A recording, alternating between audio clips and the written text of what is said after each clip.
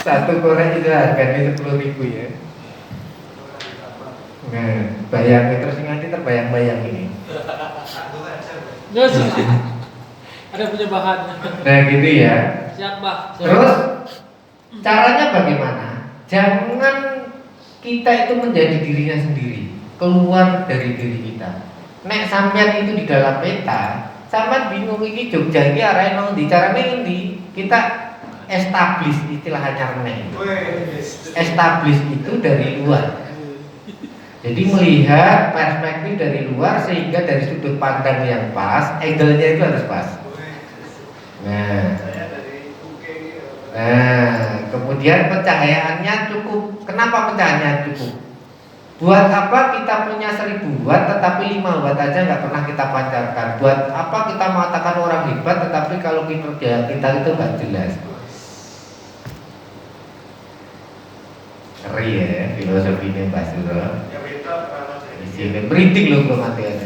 Dari orgasme apa? G-spot. Nah, jadi saya kemarin menyampaikan ke teman-teman, dulu LSP ini rasa dodok sing sama dikira sing terlalu koyo bangunan kita yang terlalu gede wis dadi yo tumone sing gateli saya gitu.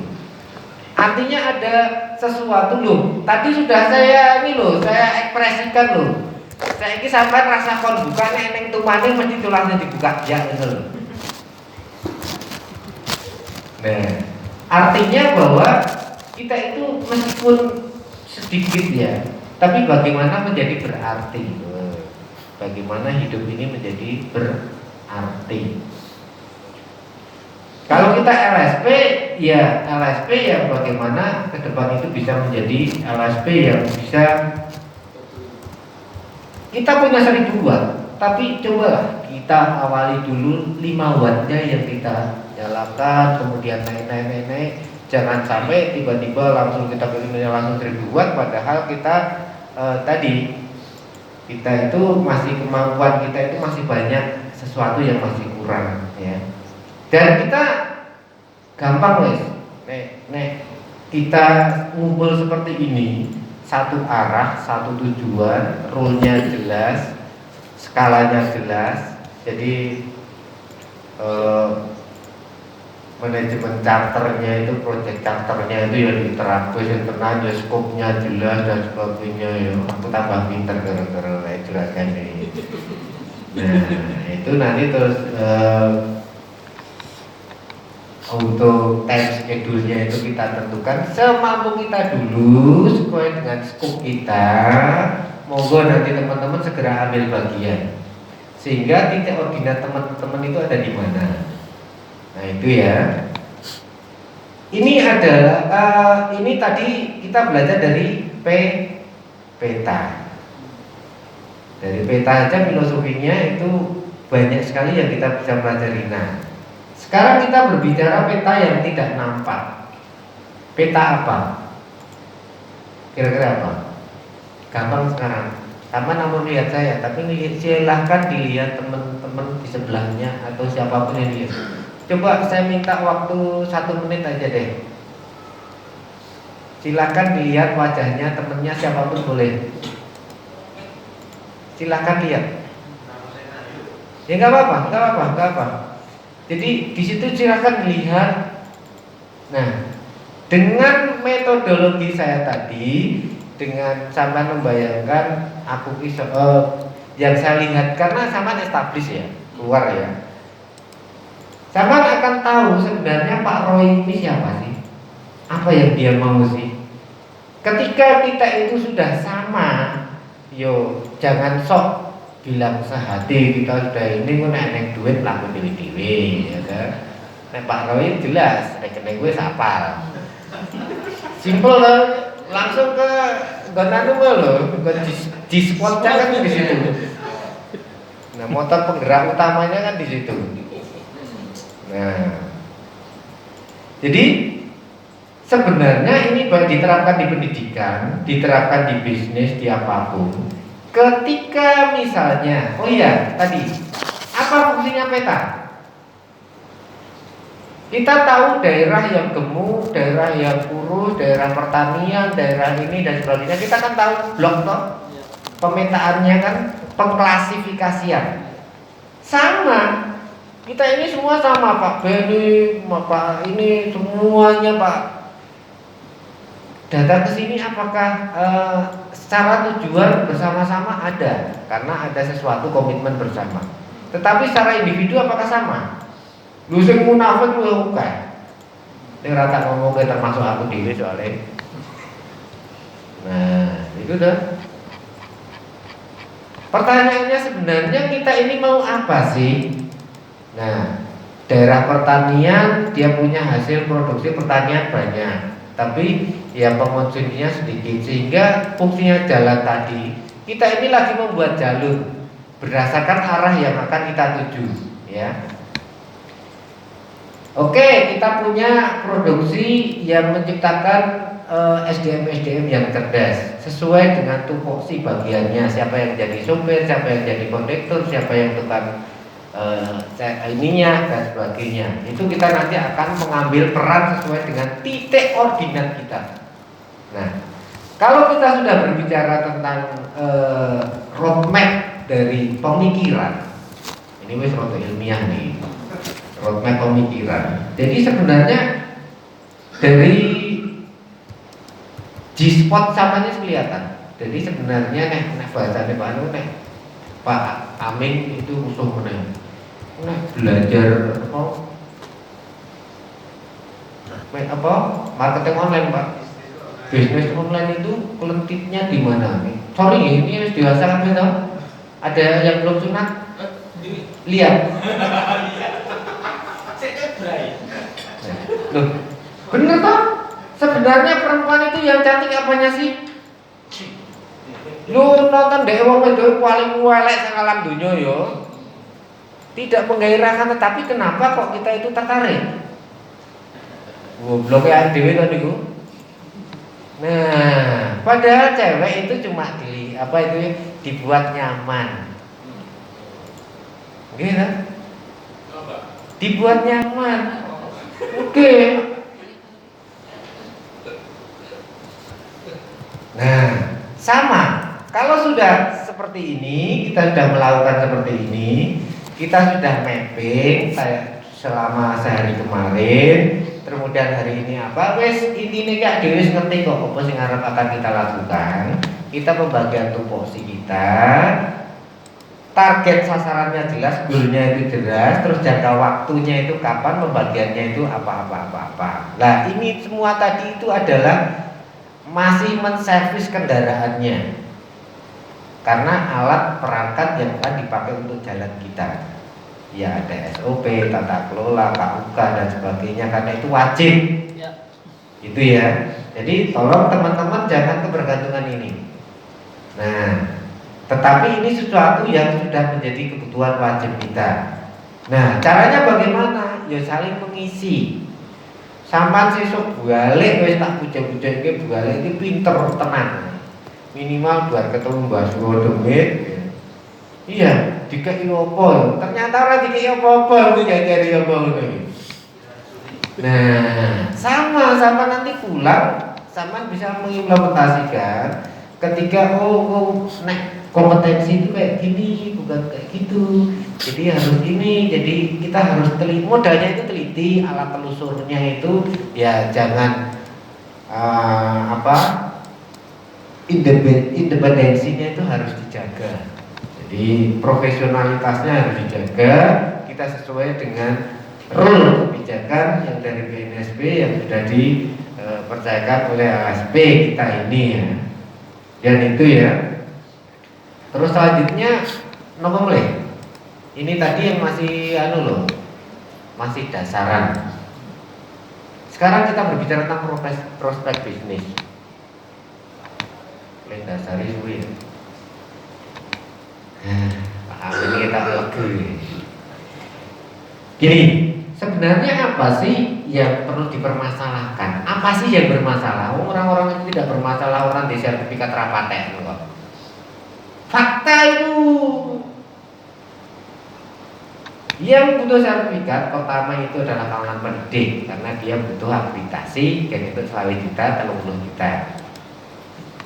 Yang kedua itu perusahaan itu untuk mengejar kepercayaan publik sehingga menaikkan saham maupun menaikkan dagangan mereka, jualan mereka.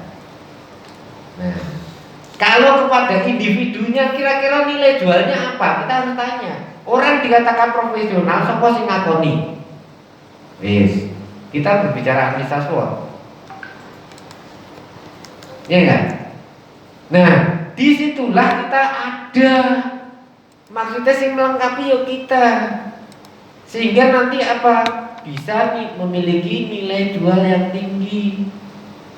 Ngoten lho, mosok aduh-aduh saka Bekasi karo korek api siji.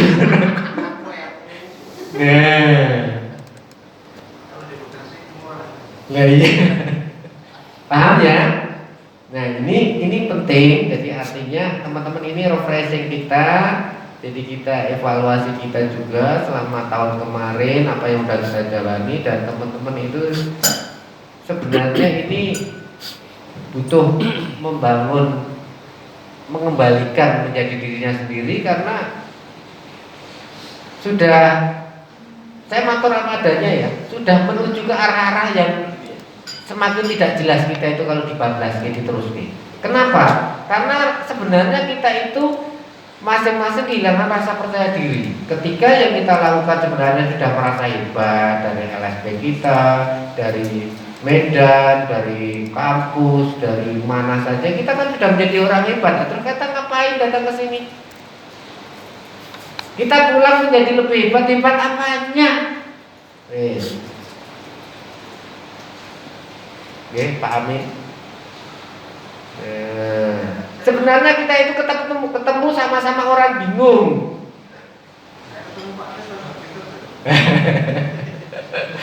Nah gitu maksudnya. Ini loh. Sehingga kita akan tentukan, kita sepakat dulu arah kita kemana, goal kita kemana, semuanya sudah disampaikan oleh Pak Roy, ya toh. Teman-teman ada yang keberatan di mana, ada yang kurang paham di mana, tolong itu segera kita benahi ya. Terus kemudian kita berbicara tentang proses bisnis.